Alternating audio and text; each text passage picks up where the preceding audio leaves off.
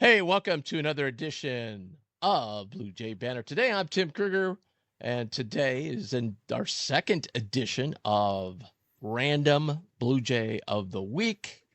Joining me, Mike Roshone. You've seen him on several of these previously, and the creator, originator, the guy who named Blue Jay Banner, Heath Yeah, that's Gunderson, true. long-time host. And you wanted to make it better. And I said, no, Blue Jay Banner is perfect. And I think that's the one thing over 20 years we've nailed is the name of the show.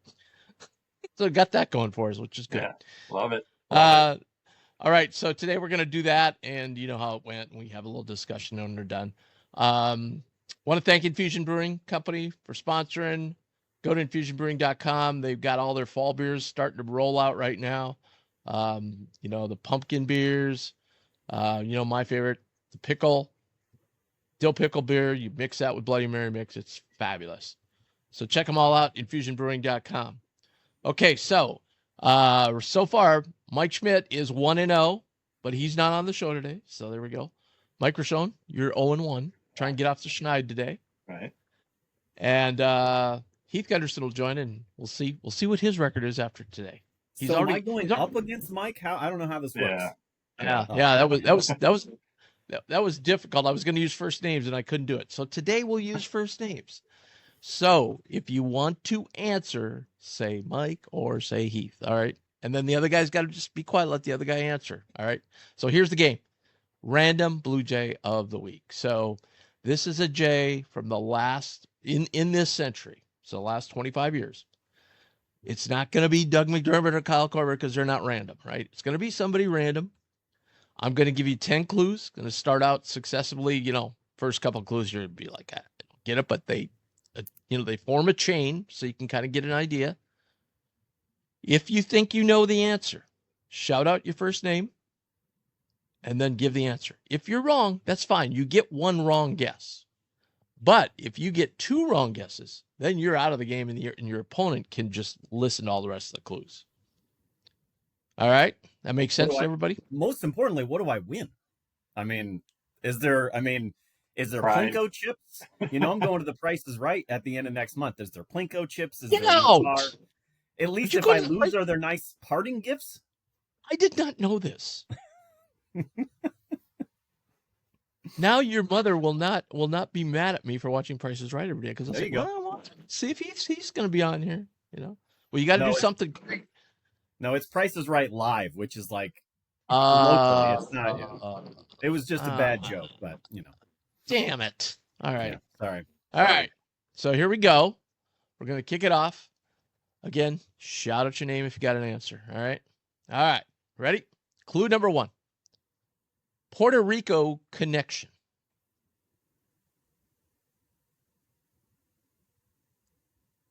Clue number 2.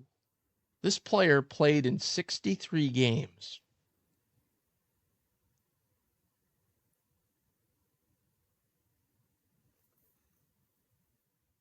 Clue number 3.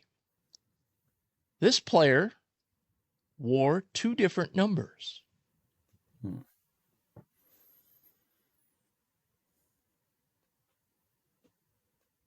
Clue number 4. This player scored 197 points in his career. Oof. Dang it. That just destroyed whatever guess I did have. Clue number 5. This player played 2 years for Creighton.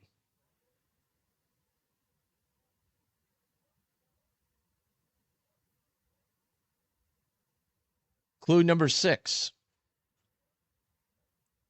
He had one thing in common with Nate Funk.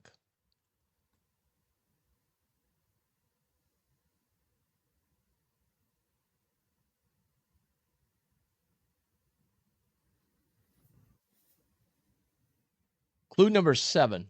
We mentioned earlier he played 63 games. Never started.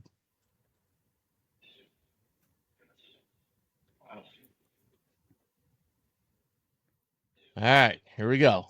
Clue number 8. Clue number 8. First name was commonly shortened. I have a guess, but I'm not confident in it. Well, you got 2 chances, so you say your name if you want to. I'm going to listen for one more clue. All right. Clue number 9. This player was on the team that played in one of Creighton's greatest games. Well, that didn't help, but I'm just going to say my name, Heath. Is it Ismail Caro? Ismail Caro's correct, Keith. Oh, are you serious? Wow. Yes. Wow. Holy crap.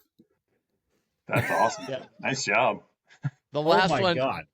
The last one I was going to say had a New Haven connection. When you said the Puerto Rico thing, I was trying to think of foreign players, and I did that to throw everybody off. Him and Echenique came to mind, and then you said the points thing. I was like, well, it's definitely not Echenique. And then when you said shortened name, I was like, it might be Ismail to Is, but I still was not confident in that. Yeah, the last clue had a New Haven connection, so he went to high school in New Haven. Plus, then when he left Creighton, he went to New Haven University, a small, Division III school. And then he went and played pro ball in Puerto Rico. I may have gotten that right, but I'm actually not proud of myself. I wish I could remove that information from my head and replace it with something actually valuable. But so is life. Well, the first one, Heath, was Daryl Ashford. Now that was you guys got that almost at the same time, like within 5-6 clues. Yeah. It was the Wayne Reynolds that. Yeah, they were stuck on Wayne Reynolds. Then I go, he and Wayne Reynolds. They're like, damn. What's funny was I was thinking of just coming on the show and just spouting off random names and being like Mike Lindemann, Joe Dabbert, just start saying random guys. But his Caro is about as random as they get. Hey, that era. You were in the right era right there. So Heath, I was thinking about this yesterday when I was doing this. You at one time, I don't know if you still have it, you had a complete full DVD. It might even been a VHS tape of when I mentioned he played in one of the greatest games. That was the Florida game. Terrell Taylor game. You had a full tape of the entire game. And I remember we popped it in one time watching it, and I was like, what is Caro playing in this game? I had no clue. I don't remember him playing in that game. David Zabel and I skipped school to watch that game that day. Yes. We were in high school. I think everybody did.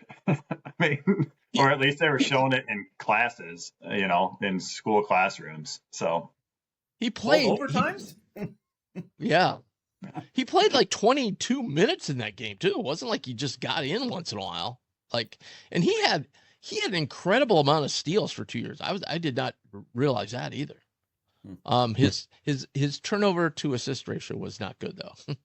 Well, I think his favorite thing to do was to dribble to the baseline and stop. Yes, I remember people complained about that all the time. That was his favorite thing to do, and pick up his dribble and then be like, when he left, D'Anthony Bowden came in, right? And then everybody be like, yeah, he's quick, he turns it over. Yeah, well, at least he doesn't dribble in the corner like his Carroll.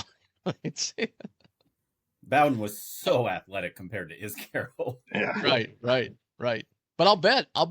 I didn't look it up, but I'll bet steal-wise, he probably had more steals. He was more of he could shoot, but he was more like a Josh Dolzer guy as far as steals go, Yeah, I would agree with that. Yeah, but back to the Florida game. So many people, that game started at 11 o'clock, so many people went to lunch to watch the game. And then the game went on for 3 hours.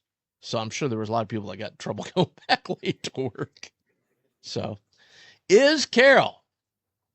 So I'd say that's a very, very out there one. That is a random J. So the New Haven would not have helped. So then I would have had to, I don't know what I would have done, come up with It was some the random shortening of the name that triggered it for me. Yeah, and he wore number 10 and number 12. Hence, he had one thing in common with Nate Funk. Yeah, I was trying to think about the number 10. That's where that's where my guesses were going, but I did not remember he wore 10. So I remember he wore 10. Yeah. Wasn't Nate Funk didn't he play in that Florida game and just play absolutely awful? Or am I thinking of the next year? Because Nate started out Nate started out as a point guard. And that would he have been was the pretty next turnover year, right? Well, Maybe Tyler Yeah. McKinney was on that team too. So Oh, Tyler okay. McKinney would have been the So it point must have guard. been the next year then. Yeah. Right. I think Funk was a freshman that next year. Okay. Yeah, it must have been that next year. Was that the same year that Tyler had the great game in Kansas City that won the game against Ohio State? The Guardians Classic?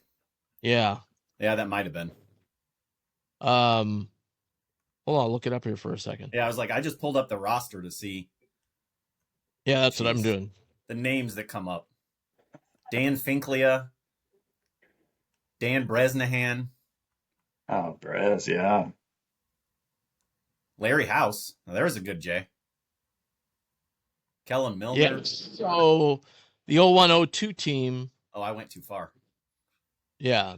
The 03 teams when Carroll left. He was not on that 03 team. Yeah, I went 1 year too far, actually. So well, that helps prove that I wasn't cheating because I wouldn't have been on the right one. Oh, yeah. That's right. I forgot to mention that to you. You can't cheat. You can't use the internet. I did not. Yeah, and I'm Nate really Funk glad I didn't say my first guess because my first guess was Gregory Echenike, and that would have made me look really foolish.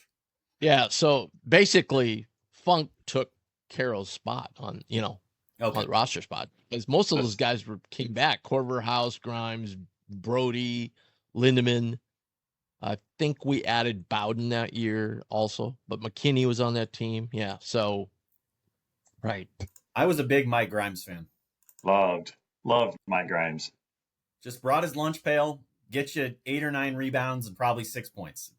Yeah. Didn't need to be last.